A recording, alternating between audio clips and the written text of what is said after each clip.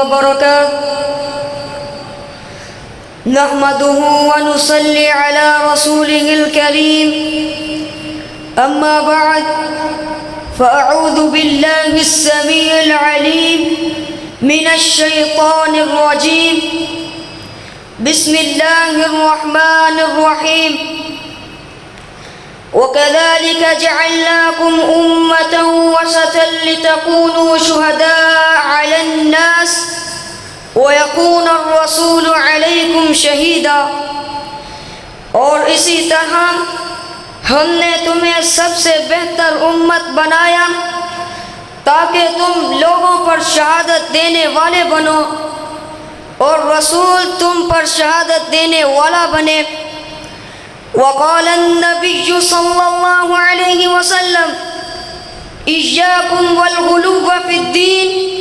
فإنما هلك من كان قبلكم بالغلو في الدين دین میں غلو سے بچو کیونکہ تم سے پہلے لوگ دین میں غلو کی بنا پر ہلاک ہوئے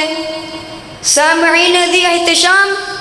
اسلام ایک عالمگیر اور فطری دین ہے جو اخوت و مساوات اور روحانیت کا یکساں داعی ہے اس نے اپنے جملہ احکام و مسائل اور اوامر و نواہی میں افراط و تفریط سے ہٹ کر اعتدال اور فطری جوہر کی جانب رہنمائی کی ہے ابتدائے دنیا سے لے کر آج تلک بے شمار ادیان و مذاہب صفائے ہستی پر رونما ہوئے لیکن سبھی اعتدال کا راستہ قائم رکھنے میں ناکام رہے لیکن رب کائنات کے نازل کردہ دین اسلام نے اعتدال کی راہ کو اختیار کر کے ہر چیز کو اس کا حق عطا کیا ہے اللہ تعالیٰ نے راہ اعتدال کو تمام اعمال و عبادات میں پسند فرمایا ہے اور اسی پر کاربند رہنے کی برابر ترغیب بھی دی ہے کبھی کلوا واشربوا ولا تسرفوا کہہ کر نظام معیشت میں اعتدال کو قائم کرنے کا درس دیا اور کہیں وقصد فی مشیک واغضض من صوتک کہہ کر چال ڈھال اور انداز تکلم میں اعتدال اور میانہ روی کا درس دیا والذین اذا انفقوا لم یسرفوا ولم یقتروا وکان بین ذلک قواما کہہ کر انفاق فی سبیل اللہ میں بھی فضول خرچی بخیلی اور کنجوسی جیسے اخلاق رذیلہ سے دور رہنے کا درس دیا ولا تمشی فی الارض مرحا انک لن تخرق الارض ولن تبلغ الجبال طولا کہہ کر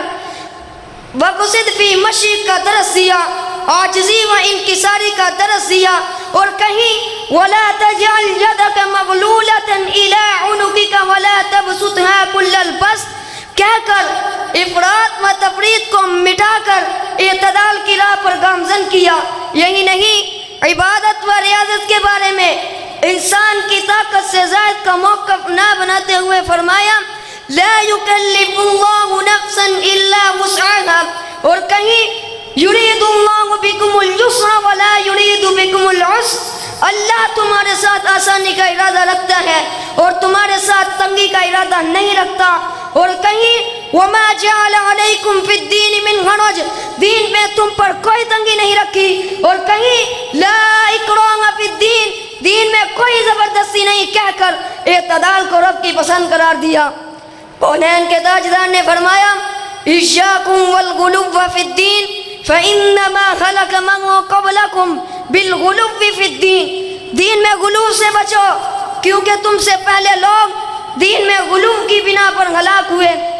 اللہ تعالیٰ نے اہل کتاب کو لا تغلو فی دینکم اپنے دین میں حد سے نہ گزرو کہہ کر غلو سے بچنے کا حکم دیا سامعین محترم بندوں کو ایسی سہولت و نرمی فراہم کرنا جس کی انسانی فطرت متقاضی ہے وہ صرف شریعت اسلامیہ ہی کا خاصہ ہے اور یہ فطری بات ہے کہ